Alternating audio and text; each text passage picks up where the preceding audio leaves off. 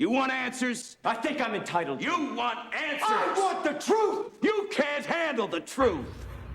Hey friends, and well, let me be honest, probably before this video is over, some of you will consider me as an enemy.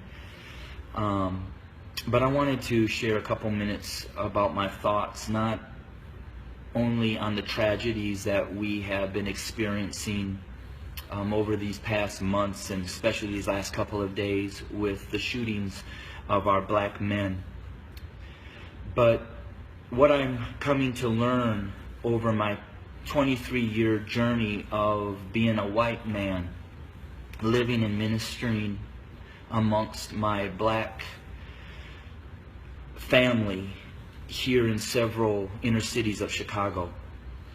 And I'm going to speak very black and white because, let's be honest, it's a black and white issue. I want to take you to the book of Exodus, chapter 1, and I wanted to share a little bit of what took place prior to the rise of Moses. When I read that, it talked about that the Pharaoh became concerned and very fearful that the Hebrew slaves were growing in number and in power.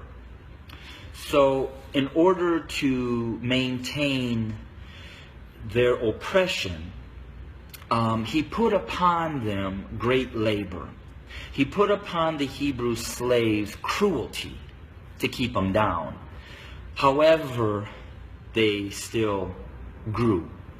And so he brought together some midwives, and he instructed them that when a Hebrew boy was born, kill him. Well, these midwives did not follow, and the Hebrew slaves continued to grow. Eventually, the Pharaoh became so hatred and towards those Hebrew slaves that he made a decree. He put out an order that male baby boy Hebrew slaves were to be killed by casting them into the Nile River. Let's look at America. We brought blacks into this country as slaves. We never intended them to be anything other than a slave. But they began to grow in number and in power, and eventually they fought their way to some freedom. So we became even more cruel, and to keep our black Americans down, we lynched. But yet they rose.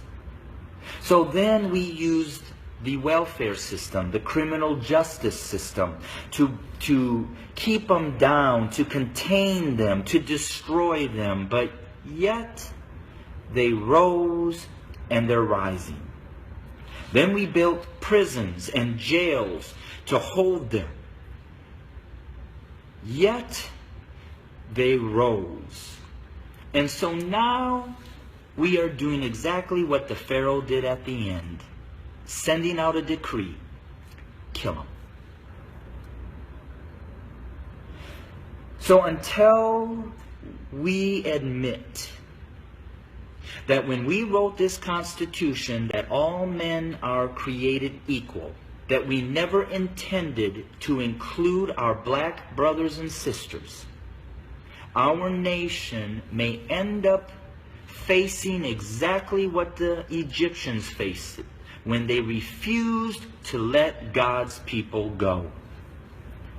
So I'm going to say this to my white fellow Americans, that the bloodshed that is on its way is not on the hands of our fellow black Americans, but is on our hands.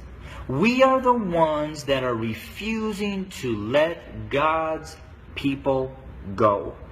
We are the ones that are refusing to acknowledge that we do not value our black brothers and sisters as equal individuals or equal Americans as us white men. And to my black brothers and sisters, The racial issues, as I've said, have been there from the very foundation. But why do we see it more? Because there's a shifting. See, us white men have been at the head since the foundation. But we've had a black president. And you know, we've done everything in our power to keep him from really changing things. Now we have another minority rising to the top, a white female. What does that say? Those of us who are white men who have been at the head are now starting to see and fear that we are going to become the tail. And we know what we've done to you. And so now we're fearful that you're going to do to us what we have done to you. But I will say this. I've lived in a black community for 23 years. I've never been treated the way that this country has treated my black Americans. So I call out my white Americans to say we better heed, repent, acknowledge, and change. Because if we don't, I just want to again say this. The bloodshed that we will experience is on our hands, not the hands of our fellow black Americans. I don't necessarily know the answer, except for us white Americans need to repent, acknowledge the lies that we have taught, acknowledge our value system of equality. It is not here, and it does not include our black brothers and sisters. And we need to change, and we need to change now. And that's the double truth, Ruth.